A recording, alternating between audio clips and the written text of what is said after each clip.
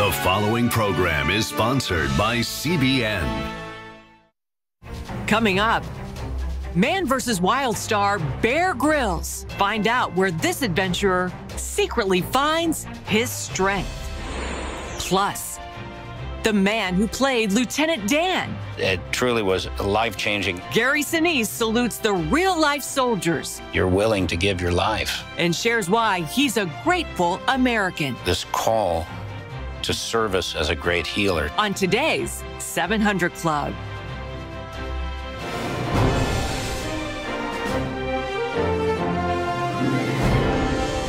Well, welcome to the 700 Club. Mutiny in the West Wing. That's what former UN Ambassador Nikki Haley is accusing two former administration officials of plotting. That's in her new memoir. Who are they? And what more does Nikki Haley have to say regarding the plot to impeach the president? Dale Herb explains. Nikki Haley alleges in her upcoming memoir that two former administration officials who were ultimately pushed out by President Trump tried to get her to join a revolt against his policies.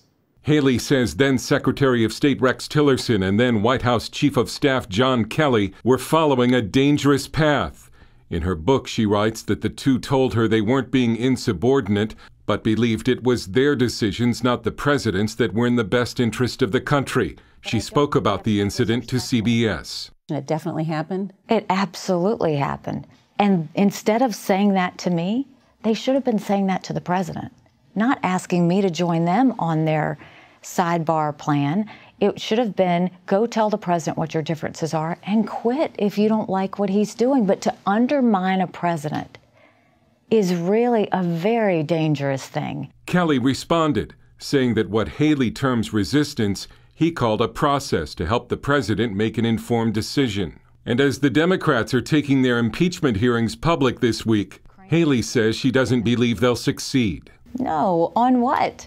You're going to impeach a president for asking for a favor that didn't happen and giving money and it wasn't withheld? I don't know what you would impeach him on. I mean, look, Nora, impeachment is like the death penalty for a public official. When you look at the transcript, there's nothing in that transcript that warrants the death penalty for the president.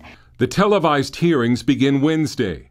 Expected to appear is William Taylor, a former diplomat to Ukraine, who testified earlier that millions in military aid would be withheld unless there was an investigation into the president's political rivals. Democrats have shut down Republican requests to hear from former Vice President Joe Biden's son, Hunter Biden, who was hired and paid millions by a Ukrainian energy company in what some suspect was a quid pro quo with the Obama White House. Dale Hurd, CBN News. Adam Schiff, who's hitting this thing, is a frustrated former playwright and actor, and he thinks this is a big drama, and he likes to write the script, and it's just ridiculous, the fact that he refuses to acknowledge that there's any fairness involved. He's going to run it his way, and the chips will fall where they may. Well, Arctic air is invading the U.S., and freezing cold will shatter record low temperatures in coming days. Ephraim Graham has the frigid forecast and more from CBN News. Pat, sub-freezing temperatures are set to hit more than half of the country. North Dakota already saw some 7 inches of snow over the weekend. That system is now moving into Chicago, causing a messy morning commute. That'll be followed by Arctic air bringing bitter wind chill. This is brutal cold coming. There's no question about it. Big snowstorm for this time of the year from the Midwest into the interior Northeast. And you're probably going to see snow, at least in the air, all the way down to Virginia Beach tomorrow evening. That's how strong this cold air mass is. Cold will dip into the deep south this week with wind chill temperatures will feel like the 20s in places as far as Texas. As many as 148 daily records could be broken or tied this week. The high in Dallas is expected to be 44 degrees Tuesday. That's 24 degrees lower than normal. The South American country of Bolivia enters a sudden era of uncertainty today. President Evo Morales resigned after nearly 14 years in power. He was pressured by the military and weeks of massive protests. Not only did Morales quit, so did nearly every person in line to be his successor. Crowds celebrated in the streets, considering Morales' resignation as a victory for democracy. This comes after he pushed aside term limits and claimed victory in a widely questioned election back in October. Pat? Bolivia is an interesting country. I was down there. La Paz is up in the air. It is so hard to breathe that it's just almost impossible. I remember the airplane we were flying, they have to have runways, I believe it was as long as 2 miles to get enough speed to get up in the air. With jets, it may be different, but I was on a prop plane. I went down to down into the jungle, and that area down there has become a thriving area. It's down on the border, but Bolivia is way up in the mountains, and it's amazing. But Morales is one of the indigenous people, and he had quite a base, but the fact that he was forced out, to me, is an extraordinary move for democracy. I don't know if it'll spread throughout that part of Latin America, but we can certainly hope so. Ever. Pat, here in the United States, powerful Republican Congressman Peter King is leaving Congress. The representative from New York announced he won't seek another term, saying it's time to end the commute to Washington and spend more time at home. He served 28 years in the House. King's retirement is a blow to congressional Republicans. 4 senators and 17 other House members also have already decided they will not seek re-election come 2020. Pat? I think Peter King was my favorite congressman. He was incredible. I loved what he said. He didn't hold anything back, you know. He called one country, well, it's a crime family in charge of a country. I mean, he was great. He'll be sorely missed, but so will others. It's going to make it hard for the Republicans to hold the Senate and hold the House if this many of their people are going to retire. The bench, I don't know, is as strong as they'd like, and it's going to be tough. But the Republicans, under the former Attorney General, have had they've had a strategy that's being put into place, and it won in Virginia. The idea is, first of all, you knock out judges, and you put in judges who are favorable to you. Then these judges order redistricting that is favorable to the Democrats. And then once you have taken over a legislature, then the legislature is going to redraw the whole political map, and therefore there will be an opportunity for 10 years to have control of the House of Representatives. And it's a playbook that's being worked out to perfection. We saw it here in Virginia. It'll be coming up in a whole lot more states. But I am very sad to see Peter King resigning. He was a tremendous congressman and a very, very interesting guest on television. Ephraim? Pat, more than 500 troops will remain in Syria to fight the Islamic State. General Mark Milley, chairman of the Joint Chiefs of Staff, made the announcement Sunday. It's not clear if those troops are in addition to the 200 already in southern Syria. President Trump recently expanded the mission in Syria to include protecting oil fields. President Trump will honor military veterans by attending today's New York City's Veterans Day Parade, where he'll address a crowd and lay a wreath to remember the lost. Unfortunately, a growing number of veterans are also among the ranks of the nation's homeless. Amber Strong shows us one Christian group working to answer that need in our nation's capital. Beneath the shadows of D.C.'s treasured monuments, passersby see a striking contrast, a world of homelessness. On any given night here in D.C., about 6,000 people are in need of a place to sleep. That puts about 600 on the street and thousands more in shelters across the city. At Central Union Mission, 170 find rest, not only for their bodies, but for their souls as well. The gospel's faithfully presented here every day, not only in the shelter, but at a family ministry center. And the cause of Christ is meeting the needs of the homeless and hurting in this city. The staff here gives the homeless more than just a meal and a bed. They provide folks with hope and help for transitioning out of their situation. Cognitive programming for those that have addictions issues. We also have education and workforce development opportunities. According to the Department of Housing and Urban Development, veterans are among those nationwide who experience homelessness at higher rates. team here says caring for our nation's veterans is in their history. You know, what's significant is that the mission was founded 135 years ago, and its principal purpose at that time was to serve the homeless veterans after the Civil War. So one of the things that we have here is a veteran suite where we have it decked out for the veterans and try to afford them a sense of dignity while living in a shelter. And then there's the food. Breaking bread with someone, just having a meal with someone breaks down a lot of barriers. In the kitchen, Union Mission chefs led by Chef Mo work hard to provide healthy meals 3 times a day, because here serving is about more than just food. Executive Chef Rock Harper, winner of Hell's Kitchen on Fox, says each time he helps in this kitchen, it's like winning all over again. Bigger than the food, we're acknowledging people. We're saying, I see you, I want to be here for you, and if you're aware of that connection, I think it makes you a better chef. And some of the country's best chefs come together each year for Heart and Soul, a mission-sponsored event raising money for 1 million meals. From the kitchen to the boardroom, the team here says they follow a central goal: do all in the name of the Lord. You can give people a bed, you can give them a shower, food, clothing, but when you give them the hope of Jesus Christ, that can turn a life around. Because they say in the end, it's the food for the soul that matters most. Amber Strong, CBN News in Washington. And of course, today we honor and thank all veterans for their service. Pat? Well, we do honor veterans. You know, there used to be something called Armistice Day, which celebrated the end of World War I. Then we had World War II, and we had Korea, and we had Vietnam, and we had all these other wars.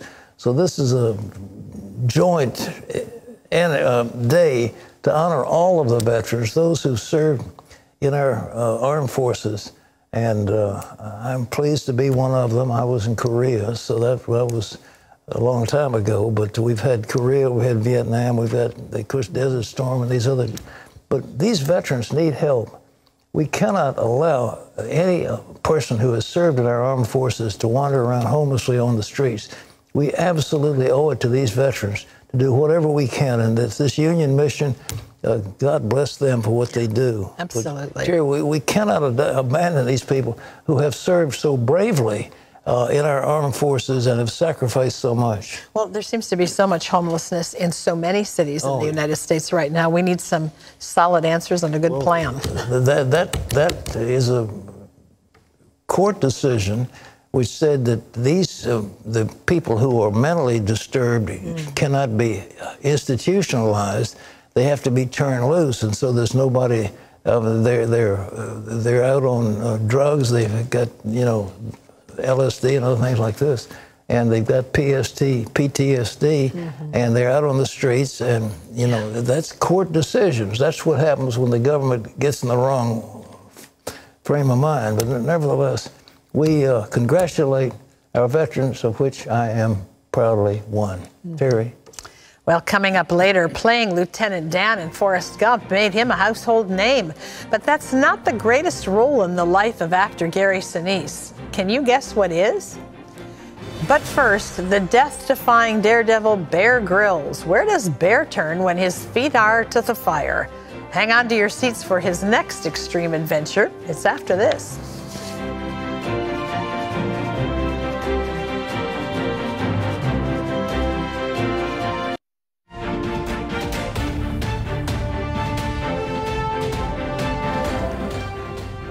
He's a death-defying adventure addict who conquers extreme environments. Reality star Bear Grylls thrives on danger. But there's another side of this international icon. CBN contributor Chuck Holton recently sat down with him to talk about his newest book called Soul Fuel. Bear Grylls' name has become synonymous with adventure, and he's made a career on television surviving the most extreme environments imaginable. But off camera, he's also a businessman, author, and father of 3 boys. Many of his more than 20 books deal with the death-defying experiences of his life, but his most recent work, titled Soul Fuel, is a book of short devotionals aimed at those who don't feel comfortable with organized religion. I didn't really mean it to be public.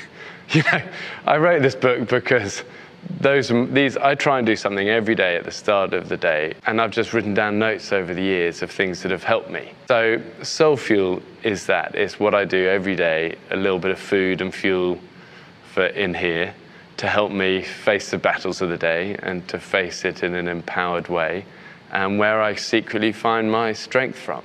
It's rooted in Christ's teaching, but it's all about love. The last time I sat down with Grylls was 7 years ago to discuss his autobiography, Mud, Sweat, and Tears. During that interview, Bear described how he came to trust Jesus as his Savior. I always had a really natural faith as a kid, where I just kind of knew God existed, and it felt very free and pretty wild and natural, and it wasn't religious. But then I went to school, and suddenly it all became much more religious, and I kind of thought, oh, I don't like this. And it was all about church going and people telling you not to smoke behind the bike shed when you're age 12. In the book, you said, I wasn't really interested in the God of endless school assemblies. I thought, you know, if that's God, maybe I've got the whole kind of deal wrong. And I kind of ditched my faith. I think aged about 16, I lost my godfather, who was like my second father to me, who lived with us and we were super close. And totally out of the blue, and it was a real shock to me. And I remember just wanting to pray, but not knowing how to. And I remember sitting up this tree and saying a very simple prayer that said, you know, will you be that friend to me that you were when I was like 5 and 6, and it felt natural. Amen. And that was actually the prayer of finding a faith. Many of the devotions in this book come out of his adventures since then. But he says those pale to the tough times we all face. You know, I've never met a strong person who hasn't had a hard road a little bit. And I think there is an element of that. I think our faith when we're put under fire, or, you know, we're scared and we're grieving, or we're facing some illness or whatever, you know, in a way, those are the times where the fluff gets blown away, the religious stuff gets blown away, and the really important stuff, which is, I'm beside you, I will help you, I'll hold you, which is what the message of faith is. And his hope is that it will lead more young people to that same simple faith he found as a boy. It's about in here and trying to connect with what's up there and walk in that. Faith is quiet and is broken, and in that brokenness, finding a connection with the Almighty to say, I love you, and you're forgiven, and you'll find home here, and you'll be strengthened here. For CBN News, I'm Chuck Holton. Bear Grylls, what an amazing man. You see some of those adventures, you see, is it possible a human being could do what he does? But he does. Yeah. And his book is called Soul Fuel, and it's sort of a simple cover and a simple title, but inside it's loaded with amazing things like love your enemies and, well, let's see, a new time to invest. It's just great stuff in here. Bear Grylls. You ought to get a copy. It looks like good stuff. Great Christmas gift for the amen. Life, yes. All right, go ahead. Well, still ahead. A wounded vet crippled in Afghanistan. His struggles here at home. And the surprise of a lifetime he and his wife never saw coming. Plus, pandemonium breaks out in a room of wounded warriors when Lieutenant Dan makes a hospital visit to vets. Why is actor Gary Sinise a grateful American? He'll tell you himself. That's up next. Plus, astrophysicist Hugh Ross joins us live. Hear how the cosmos confirms the reality of God. That's later on today's 700 Club. You don't want to miss it.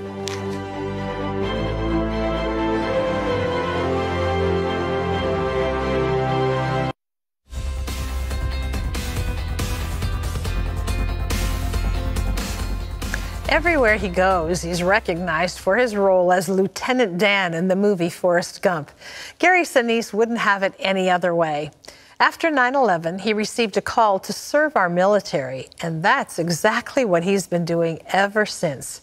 Recently, Gary sat down with our Scott Ross to tell us why he's a grateful American. You sign this ultimate clause when you go into the military, and that is that you're willing to give your life.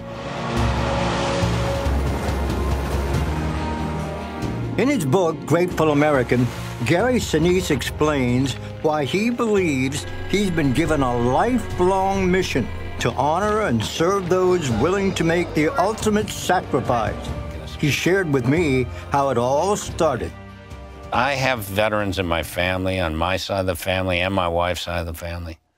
And I got to know them, and back when we started dating, back in the mid-'70s, early '80s, and they had an enormous effect on me. That just talking to them about their experiences in Vietnam and what it was like to go there and serve, the difficulties that they faced, the challenging things they faced in combat, and then to come home and have another battle going on, because at that time the nation was divided over the war.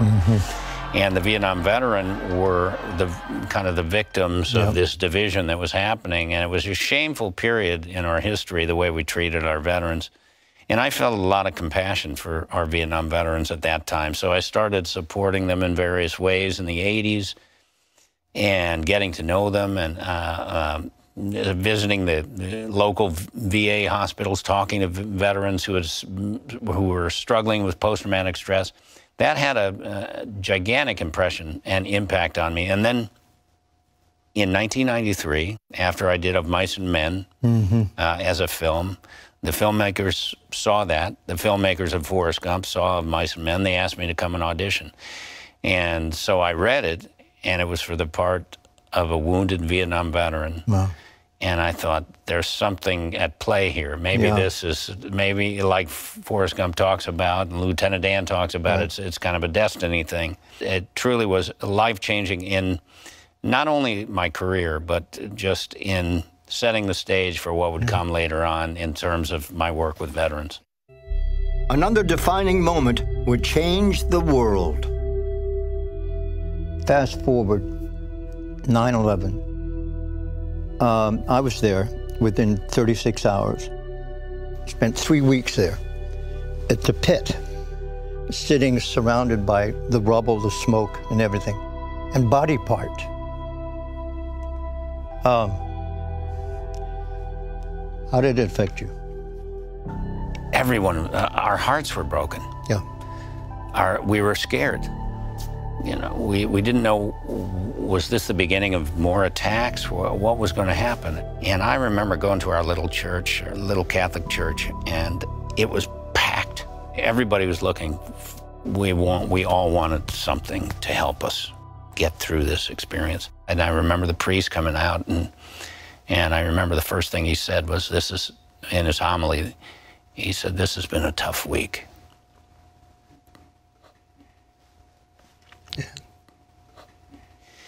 And that really hit me, because it had been such a tough week. And I don't remember everything he said, but I remember my heart just breaking. It was just breaking. And then I remember getting this, just feeling this call to service as a great healer, to help heal that broken heart. For Gary, that meant supporting our military. So in 2003, he went to Iraq with the United Service Organizations to encourage them personally. Later, he also visited those wounded fighting in Iraq and Afghanistan at Landstuhl Regional Medical Center in Germany. I walked in, and the first place I went was a room, and it was filled with about 30 service members, all off the battlefield with various wounds. But they were the kind that were going to be patched up and sent back to the battlefield. I looked around the room, there were all these 1,000-yard stares, guys that, you know, they'd been in battle, and they were dealing with some serious stuff.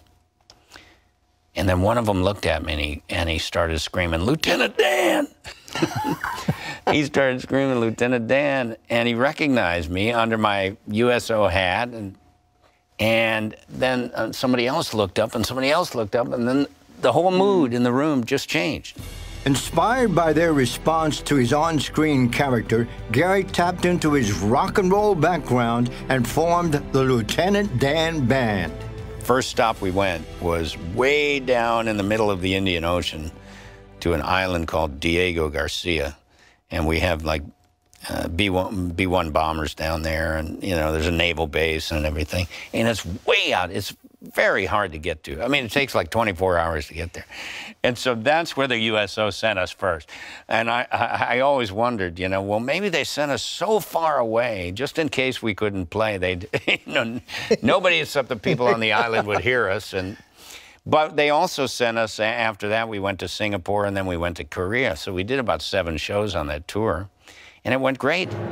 Since then, Gary has done over 100 shows for the USO and other organizations. He also created the Gary Sinise Foundation in 2011 to help service members and their families. One of the many ways is by building smart technology housing for disabled vets.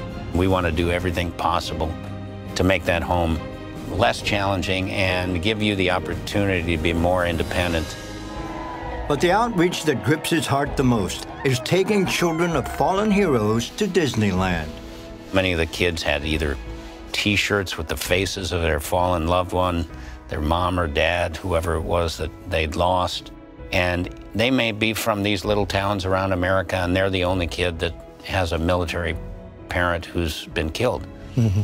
And they can't relate to anybody. And then they come to that event, and there's 1,000 other kids that are going through the same thing, and it's very powerful. As Gary brings a sense of family to many service members, he's grateful to them for protecting our freedom, and to God for the mission to honor and serve them. Our faith has been a great source of strength. I pray for our service members, and the more I found called to service, the more I believed that there was something else at play, and now I have no doubt that I'm being led in certain directions.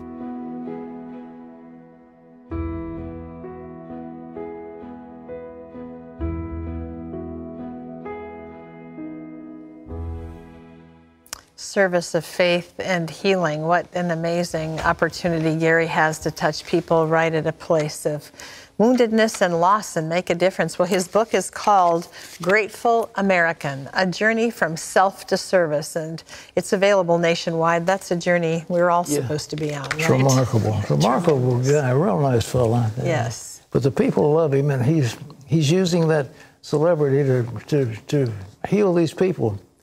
Crawling to get around the house, constantly falling down stairs. That was everyday life for Marine veteran James Pogge after he lost his left leg in Afghanistan. But not anymore. Why? Just take a look. U.S. Marine James Pogge's job in Afghanistan was important, getting helicopters and their crew in the air and back safely in the middle of war. Birds are coming in and doing a quick landing, and they have to take back off, and they need a specific piece of equipment, and it's not running for them.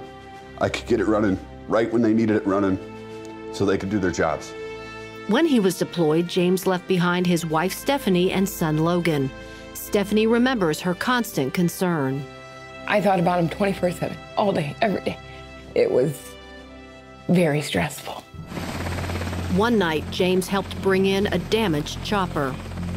When they changed the pitch of the blades to bring the nose of the aircraft down slowly, it twisted, and I ducked, and it clipped me.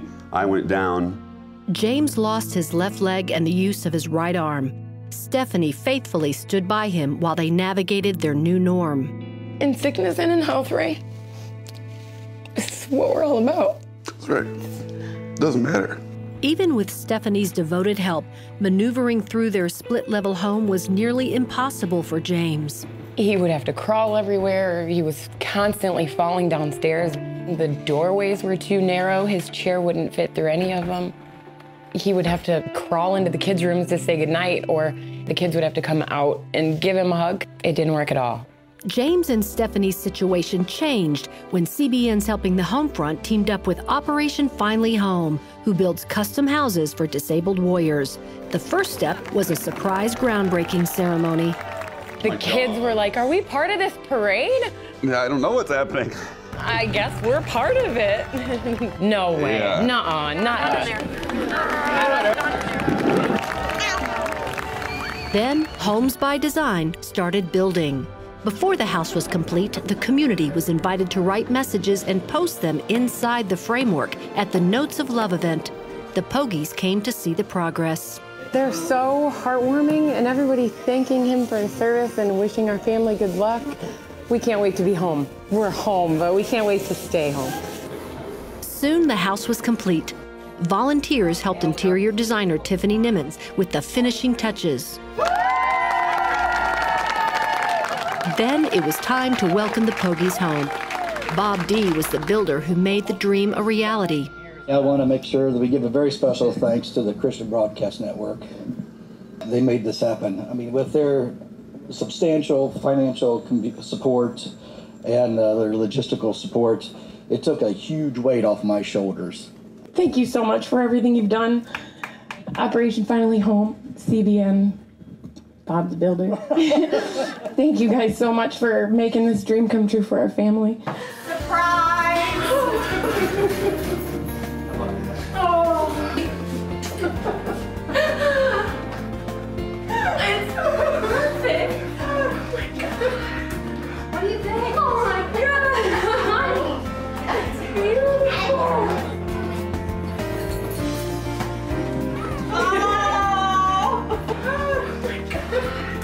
What do you think? Oh my God! It's so pretty. The Pogie family is now settled into their brand new home. People keep telling me that I'm a hero. I'm not. They are. The real heroes are the people who give us something to wake up for every day. CBN, Homes by Design, Operation Find Me Home, even down to the people who gave $1. They're the real heroes. Thank you. Helping one veteran at a time. Just think of that. It's called Helping the Home Front. And you're participating in that when you join the 700 Club. It's one of the things we do because those veterans who have been wounded and are struggling, they need our help. And if we can just help one at a time, like the Pogies, thank God that we did it. Now, what do? We're talking about $20 a month, 65 cents a day, and you can be a 700 Club member. And when you do, if you want to designate it to Helping the Home Front, you can certainly do so. But just give us a call. And I want to give you something, by the way, the joy of helping somebody like the Pogies. But here's something, it's called the Transforming Word. I've got verses from Proverbs on wisdom, anointing, and favor. And you can play these over and over again. People play them in their cars, and they get blessed by the Word of God. And we'll send this to you.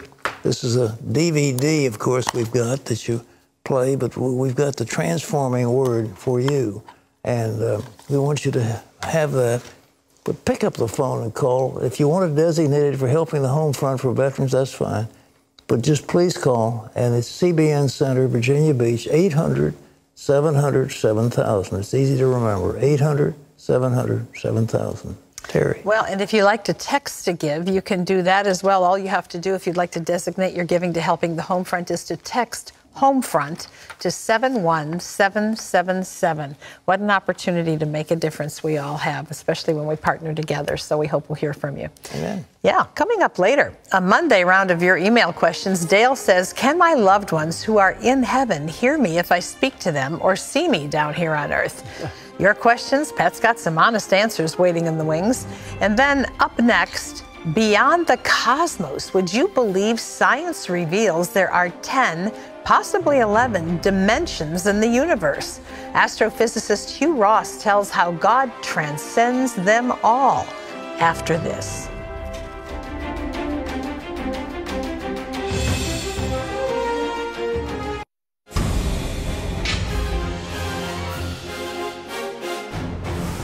And welcome back to the 700 Club for this CBN News Break.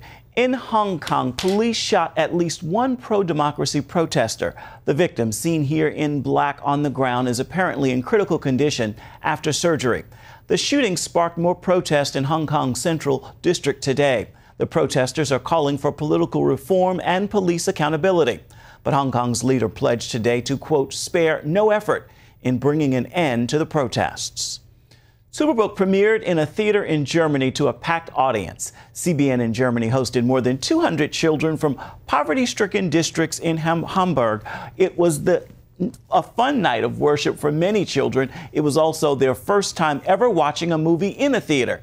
Children were greeted by a gizmo, played games, they sang songs, and ate snacks. Then they watched Superbook's story of David and Goliath on the big screen. The event ended with a lesson that taught, with God by your side, you can overcome all giants. You can find out more of what CBN is doing around the world by going to cbn.com/international. Pat and Terry are back with more of today's 700 Club. It's coming up right after this.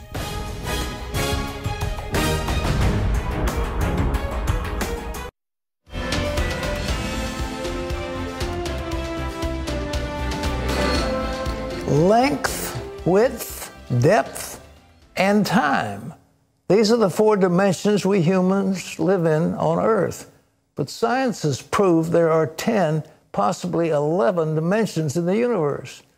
No surprise here. God is not limited to any of them. Take a look.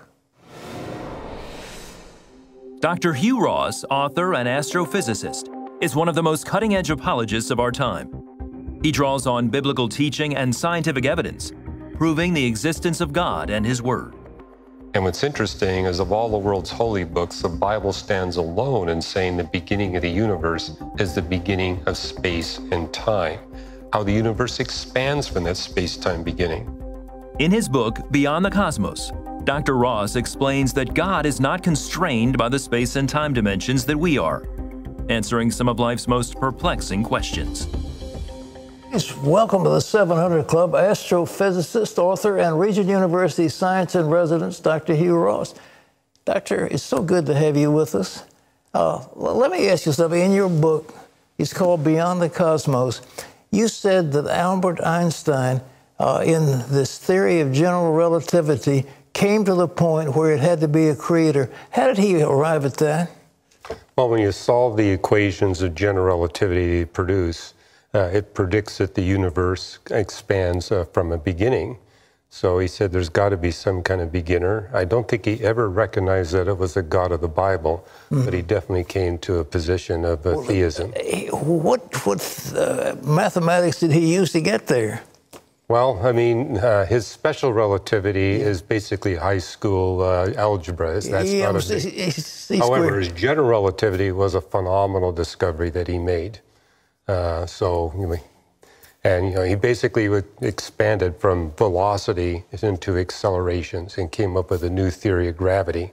And it was a shock to him that it predicted a beginning. Well, he wanted a unified theory where gravity played as another dimension. Was that what it was? Well, later on in life, he tried to come up with a unified field theory. Didn't really get there because we didn't have the particle accelerators to do the experimental tests. We do now, although we still lack a complete unified theory. We do have experiments that show how electromagnetism and the weak nuclear force unify, and some evidence of how it unifies with the strong.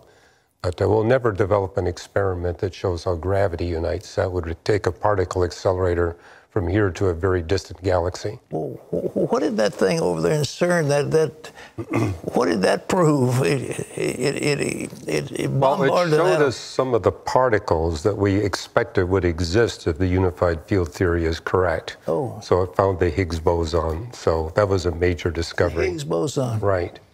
But if you want to actually unite 3 of the forces of physics, you need a particle accelerator 40 trillion miles long. Come on, 40 trillion miles? Well, chances are it won't be funded anytime soon. I doubt if our budget will stand it. Well, all right. Well, now, what is there evidence of God? It's in your book that you point out, we have a God who's outside of the universe, and the Bible says, in the beginning, God, and then if, God created the heavens and the earth. How does science prove that? Well, for about the past 50 years, astronomers have been looking at general relativity, the universe, and they've been developing space-time theorems, which basically prove that not only does the universe have a beginning, even space and time have a beginning, which implies there must be an agent outside of space and time that created our universe of matter, energy, space, and time, a causal agent that matches the definition of the God of the Bible. Well, you know, the scholastics way back in the Middle Ages used to talk about the uncaused cause, and it really didn't prove anything, but that's what the scientists are saying, though, isn't it? Well, the Bible made these statements thousands of years ago. What's happened is now we have the science to prove that the Bible got it right, that space and time actually have a beginning. They're created by a God. Incredible. Well, let me ask you, what are these various dimensions you've discovered? It's not just the four we mentioned. What are the rest of them? Well, physicists were trying to figure out how do we integrate the physics of the very large with the physics of the very small? Mm-hmm. How do we have a universe with both quantum mechanics, gravity, and relativity? We need all those for physical life to exist. And what they discovered is there's simply not enough room within length, width, height, and time for all the symmetries demanded by quantum mechanics, gravity, and relativity. And so that's when they began to look at, how many extra dimensions do we need to make it work? And it was a team of theoretical physicists and astronomers at Caltech 20 years ago that began to work on this. In fact, one of them volunteers for us at Reasons to Believe. And what they came up with, we need 6 extra small dimensions of space, very tiny dimensions of space that are tightly wrapped around length, width, and height in order for all those symmetries to coexist, which implies that the God that created our universe must be a God that's able to operate beyond 10 space-time dimensions.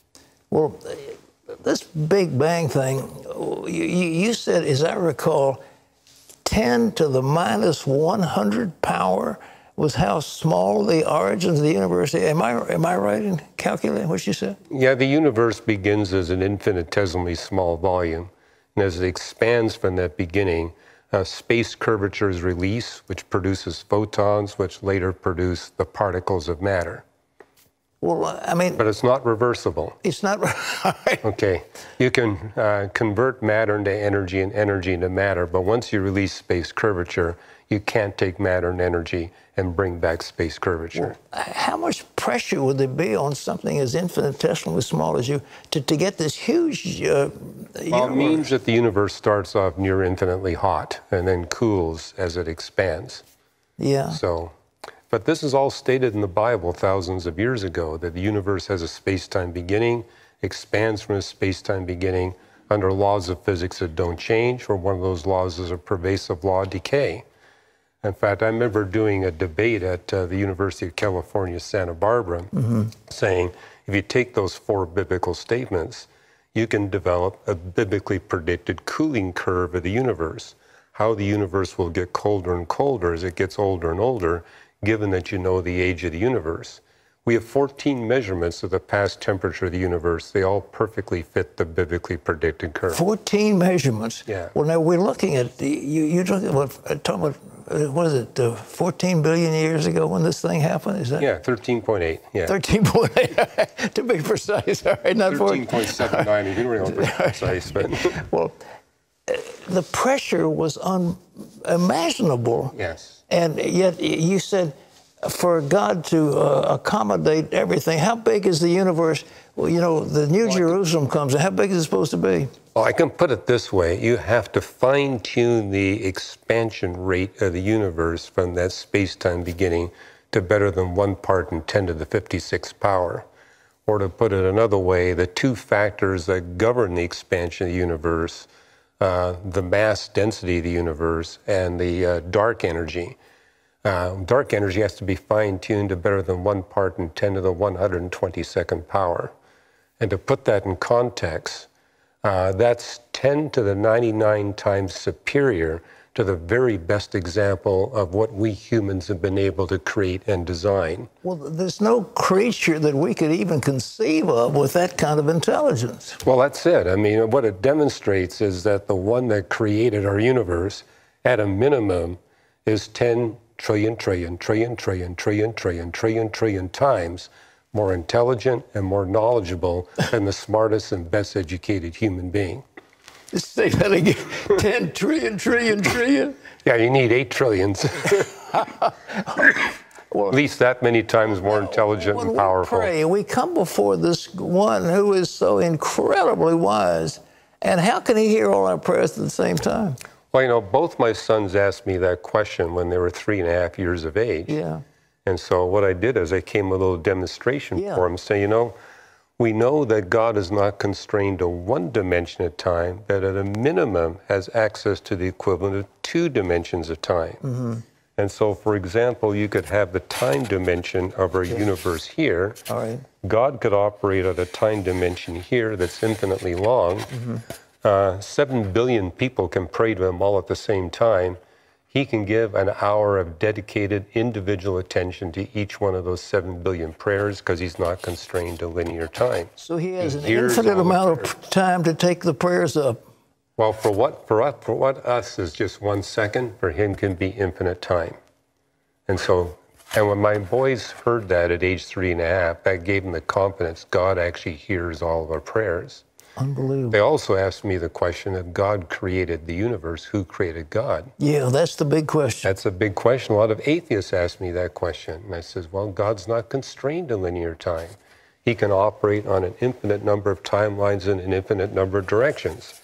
So, for example, you could have God operating on a timeline here that never crosses or touches the timeline of a universe. As such, he has no beginning, no ending. He is uncreated. Only the Bible, the world's holy book, says that about God. Only the Bible says that God can arbitrarily compress time and expand time. A day of the Lord is like 1,000 years. 1,000 years is like 3 hours in the night. That can only happen mathematically if a being's got access to at least the equivalent of 2 dimensions of time. And so we've actually produced a little DVD called Beyond the Cosmos. This is designed for children so they can understand the transdimensionality of God and really appreciate how big and powerful this God is that they're praying to. Unbelievable. Well, what is and the universe is getting cooler? Is the time I thought it was going to burn up with fiery heat after a while. Well, there's one model of the Big Bang universe that predicts that that's how the universe will end. I mean, we have measurements of the universe that tell us that it's roughly flat in 10 dimensions, but we can't observe the entire extent of the universe. It's possible along this flat 10-dimensional universe. Over here, it flips over on itself. And if it flips over on itself, so you got a 10-dimensional sheet facing a 10-dimensional sheet above it, there's a possibility that 2 sheets could be close enough together that a quantum space-time fluctuation in the top sheet could make contact with one on the bottom sheet. If that were to happen, the entire universe would disappear into a singularity and would end in a fiery heat, just like you see described in Isaiah and in 2 Peter. The universe will fold upon itself, and then it would... Well, that's a possibility. We don't know that for sure. You know, another theory of the universe says the universe will continue to expand at a more and more rapid rate. Eventually it expands so rapidly that it tears apart all the fundamental particles. They call that the Big Rip. But you have posited something that was so amazing, that this whole thing that's out there, this enormous universe, was made strictly for life on Earth, for human beings? Is that what you... That's what we're doing in our latest writing at Reasons to Believe. Our books are demonstrating that every component of the universe, Earth and Earth's life, and every historical event in the universe, Earth and Earth's life, plays a critical role in making possible the redemption of billions of human beings. When you look at the Bible, creation texts, they all link the doctrine of creation with the doctrine of redemption. And the Bible declares that God begins his works of redemption before he creates anything at all, which implies everything that God creates is for the purpose of our redemption. That we were chosen in him before the foundation of the earth. Before he created the universe, he had your redemption in mind, and he designed everything in the universe. The whole universe exists to make possible the redemption of billions of human beings. Unbelievable. Yeah, and we just, you know, we're actually put together a package here. You can get both of these at reasons.org/700. Well, you ought to get that. Yeah. I want to ask you one last question, too. You know, when the Bible says, you know, the earth was without form and void, and the dark was on the face of the earth, and the Spirit of God was brooding over the deep. Then it says, after a couple of days, God says, let there be light. Well, the earth didn't burst into lightness, so There must have been a sun up there already, and was the earth in some kind of darkness, some cloud or something? Well, it actually says that in Job 38, 8 and 9, that God had blanketed the earth with clouds that kept the seas dark. Oh. So Genesis 1:2, it says darkness was pervasive over the face of the waters. Yeah. It wasn't because there was no light. It was because the light that God created in the beginning, hadn't come through. Genesis 1:1, could not pass through those opaque clouds. The miracle of creation day one is God transforming our opaque atmosphere so it's translucent, light could come through, photosynthesis could begin. I believe the origin of life is Genesis 1:3. That's the origin of, when the light comes through, then that's life. That's when life is possible on planet Earth, when God created it. This is so fascinating. Ladies and gentlemen, we can go on forever with Dr. Ross. I wish we had more time. His book is called Beyond the Cosmos. He has a DVD. He's got other things available wherever books are sold. And we are just so grateful for this man who has just got his head around something a lot more than most of us have. Well, today's Power Minute is from the book of John. Ask, and you will receive, that your joy might be full. Tomorrow, a sneak peek at the newest CBN documentary on the life of St. Patrick. Well, you want to see that, and we'll look forward to seeing you tomorrow. But again, I thanks our distinguished guest for being with us. This is Pat Robertson. I'll see you again tomorrow. Bye-bye.